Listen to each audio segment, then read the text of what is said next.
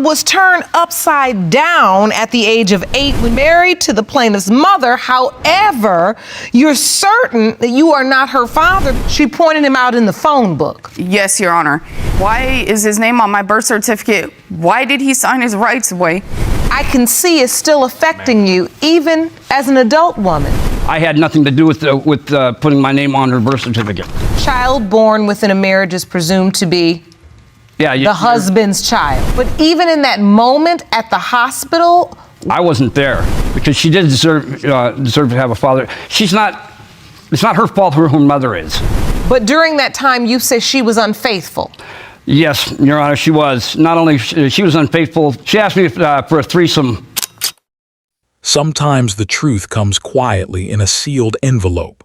Sometimes it arrives like thunder. But no matter how it comes, the truth changes everything. In the complicated intersection of relationships, family bonds, legal battles, and emotional histories, the concept of truth does not only live in the facts, it lives in the heartache that follows their revelation. When people approach the DNA test, they believe they are prepared for the truth. But as many stories have shown, including countless discussions on the Truth Changes Everything podcast and DNA test people regret taking episodes, the moment the results appear, everything before it becomes a memory of uncertainty, and everything after becomes a new life that cannot be reversed.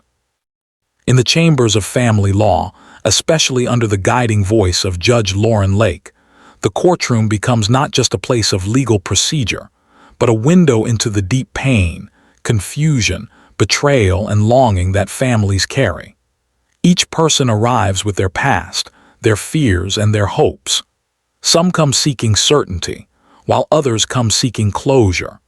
But all come face to face with the possibility that the story they have believed their entire life may be rewritten in an instant. In many DNA test cheating stories, a partner seeks clarity because trust has been fractured. But the DNA test is not only a test of biology, it is a test of the emotional structure that holds relationships together. When people regret taking a DNA test, it is not because the test was wrong, but because the truth it revealed shook something sacred: identity, belonging, and the story of one's life. This is why the relationship between law and justice becomes essential. Law is structured, written, and procedural. Justice is emotional, personal, and human. The Game-Changing Attorney podcast often explores how lawyers struggle to balance these two worlds, because in family cases, the evidence does not simply prove facts, it carries generational impact. In the evidence stage in divorce case proceedings, a DNA test may appear as just another exhibit, but its meaning surpasses the document itself. It can determine the emotional environment of a child's upbringing, the financial responsibilities of a parent, and the psychological foundation of identity. Judge Lauren Lake, in her approach, does not treat DNA tests as cold resolutions. She understands the human heart behind them. Her courtroom has echoed with voices full of pain, hope, accusation, denial, forgiveness, and sometimes quiet acceptance. Many viewers who later share stories through Celebrate Recovery testimonies speak of how hearing these emotional journeys encouraged them to confront their own wounds, to find healing where truth had long been avoided. The Divorce Course podcast often highlights how divorce is not just the ending of a marriage, but the reshaping of identity. And when a DNA test becomes part of a divorce story, it adds another layer of emotional complexity. The Adverse Inference in Evidence Act teaches that when someone avoids providing DNA or hides relevant information, their silence may speak louder than testimony. Silence can become evidence. Silence becomes a story of its own. But even in the legal gravity of these cases, the emotional truth remains central. To question paternity is to question attachment. To question attachment is to question love. And in that questioning, the foundation of one's life can feel unstable. The concept of justice in jurisprudence tells us that justice should serve fairness, not punishment. But fairness is not always emotionally satisfying. Sometimes the truth brings peace. Other times it brings sorrow. That is why many who share adoption stories' full episodes describe a journey of identity that spans years, reaching into memory, family history, personal longing, and emotional reconciliation. Adoption and paternity both share one question: who am I, and where do I belong? For a child who has been raised believing one story, only to be told later that their biological identity may be different, the emotional shock can be immense. Identity is not just blood. It is memory, upbringing, affection, and experience. But biology still matters, especially in the eyes of the law. The Supreme Court Child Support Guidelines do not operate on emotional memory. They operate on genetic reality, financial responsibility, and legal parenthood. This is where Judge Lauren Lake steps in, not only as a judge but as a guide. She does not simply interpret the law. She interprets the emotional landscape in which the law unfolds. She understands that behind every accusation lies a wound. Behind every denial lies fear. Behind every hope lies a longing to feel connected to something bigger than oneself. In these cases, truth is not gentle. Truth does not wait. It arrives with the force of consequence. Relationships become reevaluated. Trust becomes redefined. Future becomes reconsidered. And yet there is strength in knowing. There is healing in acknowledging. There is courage in facing the truth even when it hurts. The narrative of DNA testing is not just a scientific process. It is a deep human experience where identity, belonging, heritage, responsibility, and family history collide. And this is why so many people, after taking these tests, share that the moment they learned the results, they felt as if their life was split into two parts, the before and the after. The before is filled with assumptions. The after is filled with clarity. But clarity does not always mean comfort. This is why people regret taking DNA tests, because the truth asks something of them. The truth asks them to accept, to change, to grow, or to separate, to rebuild what was broken, or to learn to live with unanswered questions that may remain unresolved forever. And yet, even regret does not erase truth. Truth remains. It sits quietly, waiting to be acknowledged when one is ready to face it. This description begins in that place, where truth meets identity, where family meets law, where justice meets emotion, where one result can reshape everything. In the search for truth, a DNA test becomes more than a scientific tool. It becomes a mirror that reflects not just genetic facts but the emotional history of a family. It brings to the surface unspoken fears, unresolved conflicts, old wounds, and unexpressed longing. Many people believe that once they know the truth, they will find peace. But what they often learn is that peace is not found in answers alone. It is found in what one does once those answers are known. This is a theme often discussed in the Truth Changes Everything podcast, where individuals recount how discovering biological truth did not simply change their relationships, it changed their identity. It forced them to step back and reconsider every memory, every relationship dynamic, every story they were told about who they are and where they come from.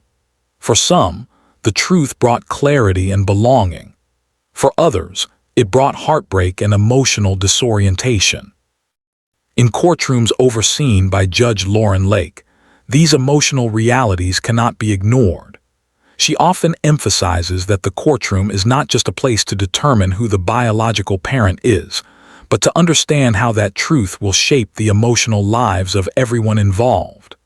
As the Divorce Course podcast frequently explores, relationships do not end simply because the law says they are dissolved. They end slowly, painfully, as the emotional threads are unwound. And when a DNA test becomes part of that unwinding, the process becomes even more intense. Sometimes the person seeking the test is not looking for closure, they are looking for validation. They want someone to acknowledge their pain, their confusion, or the betrayal they feel. Other times, a person seeks the test to clear themselves of a responsibility they never believed was theirs. In these situations, truth becomes a way to escape rather than a way to connect. And yet, truth often has its own agenda. It does not always align with desire, nor with expectation. This is where the tension between law and justice becomes visible. Law focuses on what is provable. Justice focuses on what is right. And in the intricacies of family, those two values do not always move in harmony. The Game-Changing Attorney podcast often analyzes this divide, explaining that the legal system can determine responsibility, but it cannot force love, forgiveness, or emotional reconciliation. Law gives answers. Justice tries to give meaning. In child support cases, especially those that reach the Supreme Court child support level, the law must consider biology, financial stability, and the child's welfare. But justice must consider something deeper: emotional grounding, identity formation, and the possibility of maintaining dignity for everyone involved. A child is not a legal obligation. They are a living person whose identity is shaped by the stories they are told about where they come from. This is why many adoption stories' full episodes touch upon the emotional journey of discovering one's biological background. Even when adoptive parents provide love, stability, and care, there is still a part of the human spirit that seeks connection to its origin story. Not because love is missing, but because identity longs for completeness. A DNA test becomes a moment of truth in that search, but like all truth, it can cut sharply. Similarly, in DNA test cheating stories, the emotional wound is not solely the act of betrayal. It is the shattering of trust in reality itself. One moment, a person believes they are living one story. The next moment, they are told the story was different all along. The emotional disorientation can feel like losing one's place in their own life. This is why many celebrate recovery testimonies speak of the journey from emotional shock to acceptance, reflection, healing, and growth. But healing requires honesty, and honesty often requires courage. This is where the adverse inference in Evidence Act becomes significant. When someone refuses to cooperate with DNA testing, the law may infer that the truth they are avoiding is the truth they fear. Silence becomes a statement. Avoidance becomes an admission. The law recognizes that truth has weight, even when it is not spoken. Yet even with legal clarity, the emotional journey remains deeply personal. Judge Lauren Lake understands this. Her approach is not just judicial. It is empathetic, patient, and attentive to the emotional landscape unfolding in front of her. She listens not only to what is being said, but to what is being felt. Many viewers describe watching her courtroom as an emotional experience, not because of drama, but because of humanity. In these cases, the concept of justice in jurisprudence expands beyond legal judgment. It becomes a question of emotional repair. Can relationships be rebuilt? Can identity be restored? Can the heart heal after learning the truth? Healing does not follow the same rules as law. It has no timeline, no paperwork, no official definition. Healing moves at the speed of acceptance, and acceptance is different for every person. Some find peace quickly. Others carry emotional questions for years. And still, the truth remains, the starting point for whatever comes next. The weight of truth is especially profound for children. A child may not understand legal terminology or courtroom protocol, but they understand belonging. They understand being wanted or being dismissed. They understand when attention is present and when it is absent. And they understand the difference between being chosen and being tolerated. This is why the revelation of parentage can shape a child's emotional development long into adulthood. The question, "Who is my real father?" or "Why wasn't I told the truth?" echoes throughout their sense of self. Some express anger, others express curiosity, some carry silence, but all carry the emotional memory of how they learned the truth. This is where identity becomes layered. A biological father may contribute DNA, but identity is shaped by presence, affection, protection, guidance, and recognition. Yet biological truth still matters, not as the sole definition of parenthood, but as a foundational part of personal history. In the narratives explored in podcasts, court shows, legal discussions, and personal testimonies, the truth is never only scientific. It is emotional, psychological, relational, and spiritual. Many who share their stories later through recovery groups speak of how acknowledging the truth allowed them to begin rebuilding themselves. The journey was not easy. It was not immediate. It was not painless, but it was real. And that is the core of truth. It is real. It does not need approval to exist. It does not need permission to change things. It simply becomes the new foundation upon which life continues. In the courtroom, Judge Lauren Lake holds that space. She provides structure for the truth to be spoken, witnessed, and accepted. She does not decide emotional outcomes. She does not repair families, but she provides the moment in which families can begin to understand what their story truly is. Because healing begins not when the truth is found, but when the truth is acknowledged. When the truth is finally spoken, there is a stillness that follows. In that stillness, those involved must face themselves, without excuses, without assumptions, and without the safety of not knowing. When Judge Lauren Lake reads the results of a DNA test, the moment is often brief, but its impact lasts lifetimes. It is a moment where reality cannot be negotiated. It simply is. And in that moment, each person reacts differently. Some feel relief, because clarity has finally lifted the burden of uncertainty. Some feel grief, because the truth has taken away a story they once relied on. Some feel anger because betrayal has left marks that may not be visible but remain deeply felt. Others feel a strange mixture of peace and sadness, knowing that while the truth may be painful, it is real, and reality is easier to stand on than confusion. The relationship between law and justice becomes visible again here. The law can determine biological fatherhood, child support obligations, and legal responsibility. But justice asks deeper questions. How do we rebuild trust? How do we support a child's emotional development after truth disrupts their foundation? How do we navigate forgiveness when the hurt is layered and long-standing? This journey does not end when the DNA test results are read. The test is only the beginning. After truth, there must be understanding.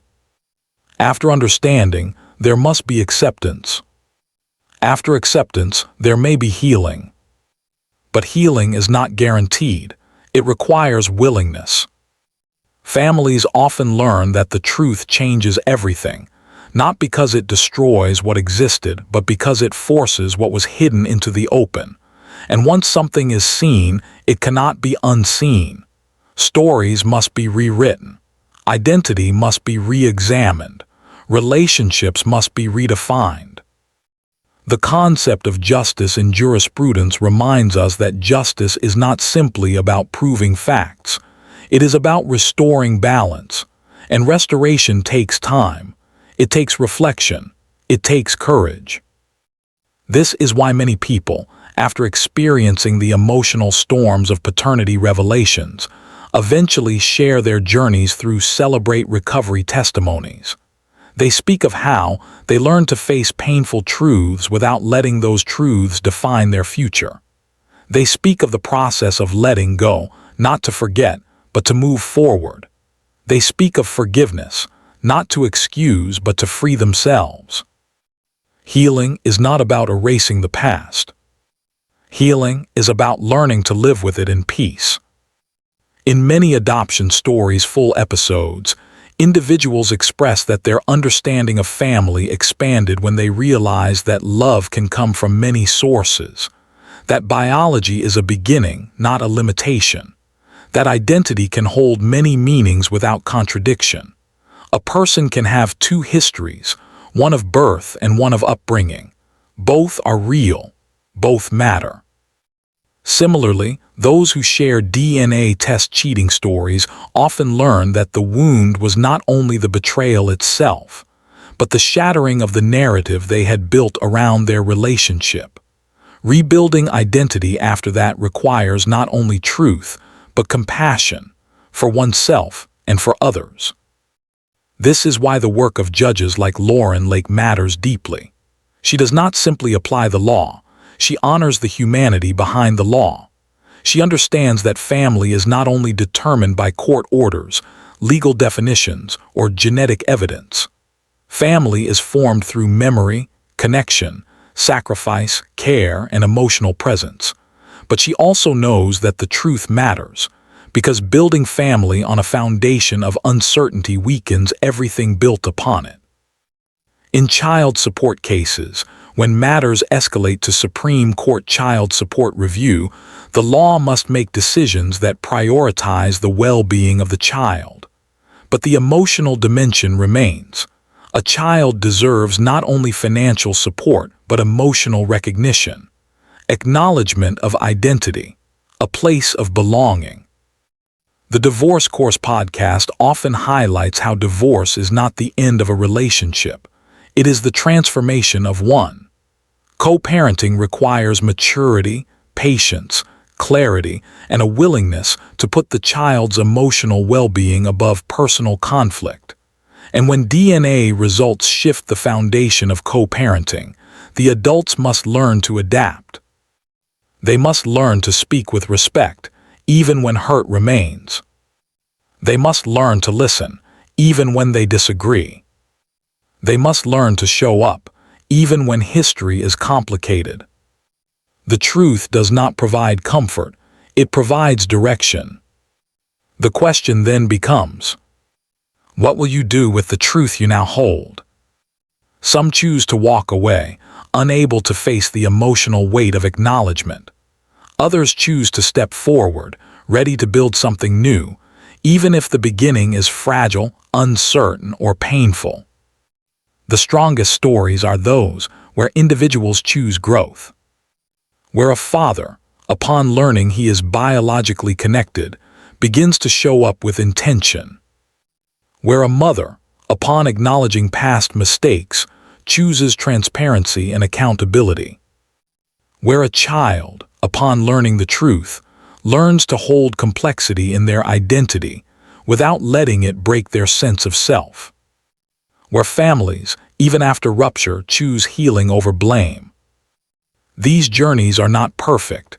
They involve tears, misunderstandings, moments of silence, and steps backward.